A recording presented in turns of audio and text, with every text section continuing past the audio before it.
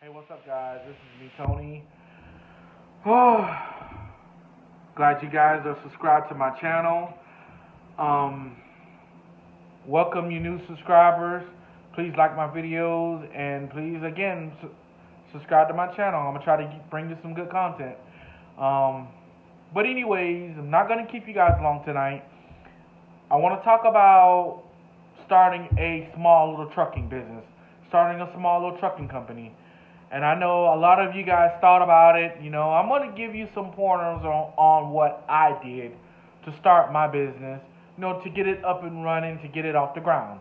First thing I did was I wrote out a business plan with my financials, and I also created a fictitious name, and I took that to my credit union, and I got an approval. Well, this something you don't have to do, but you can take it to a financial advisor, to a credit union or a bank. Let them look over it, because a lot of times it might not be your time. A lot of times you can take that money that you plan on creating a trucking business to do something else with it. So let somebody else look over your plan on what you're gonna do, and just create you a fictitious name in the process. And, give them an idea of what you got going on, and see if they'll approve it, see if they're okay with it. So, fictitious name, business plan written out. I advise you take it to a financial advisor and let them look over it. Number two, well, it ain't number two, but the second thing that I did was I created a business account with that same institution, because you don't want your personal checking mixed in with a business account. You don't want what's coming in and out of your business account coming in and out of your personal checking account. So you want to keep that separate. Because what's business is business, what's personal is personal. So you want to do that. Next, you want to buy a nice tractor. You want to buy something that's comfortable. You want, especially if you're budget friendly, you want to buy something preferably with a Detroit. That's what I prefer. Detroit, older engine, something that's reliable. Maybe a 10-speed automatic, or maybe a 10-speed manual. Preferably starting out. You don't want to go too big, but if you want to go buy new, hey, that's you. That's on you. You want to go buy new, but when you go buy new, you got to buy an electronic log. You have to get a subscription to the electronic log company every month, so you can keep a log. You buy something used, buy something a little older, most of the times the only thing you would have to do is keep an hour service, and preferably a glider truck, a glider tractor. I had a sleeper. Most people have the day cabs, and I just felt like I wasn't gonna be comfortable on a day cab. I wanted something that I can stretch out in. Something to where I can take a break. That's something where I can take a break, eat my lunch in, and that's why I bought a sleeper. So people are different. All right, next thing I want to go into is getting a taxpayer's ID number from the IRS. You definitely want to get one of those from the IRS, and you want to be registered. You want to definitely get that and register your business with the IRS, definitely. And just go to www.irs.org, and up on your right hand corner on top of the screen, you should have a search bar. And just type in tax ID number, and some stuff should come up about it, about having a tax ID number, and sometimes it'll give you instructions on how to apply, but you definitely need to have one of those. So that's one of the things you need to have. Excuse me, y'all, my throat's dry. Okay, next you want to apply for a D.O.T number and a motor carrier's number if you're going to go out of state. If you're going to run state to state, apply for your motor carrier's number, D.O.T number. If you're going to run in-state, you're going to need a DOT number just to run in-state. And I live here in Florida. So it'll be your DOT number, and then FL, which is for Florida. So you got to put that on the side of the truck. I'll go in details with that too. Hopefully I will. But, you got to apply for a motor carrier's number, and you got to apply for a DOT number. Google that. Google is your best friend when it comes to, owning your own commercial vehicle and trying to start up a small trucking company. So Google those two terms on how to apply for a motor carrier's number and for a DOT number. It'll all come up. The websites will come up. It'll be all legal. It'll be through the U.S. government. So through the Department of Transportation is what it's a website that you need to be on to apply for those two numbers. So if I find any information on that, I'm gonna put it in the description below. Same thing with the IRS's website. I'm gonna put that on the description below, so you guys could kind of get an idea. I know I'm gonna miss some things. I'm not perfect, so I'm just letting you guys know. Just going through it real quick, just so you can get a generalized idea of how I got started. Okay.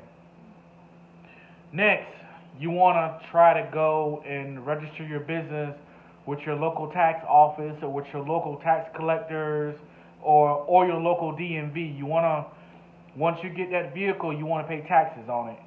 You want to go ahead and get your tags, your tax. You want to pay everything up. You want to make sure your vehicle, your commercial vehicle, is perfectly legal before you hit the road. You want to make sure everything is in order and where it should be. Also too, you want to apply for an LLC. That will protect you in the long run, just in case if something happens, somebody tries to sue you or something like that, you can apply for an LLC.